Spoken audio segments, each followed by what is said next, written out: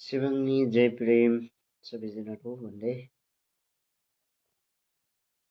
म चाहिँ ध्यानमा बसौँ भनेको एकछिन ध्यानमा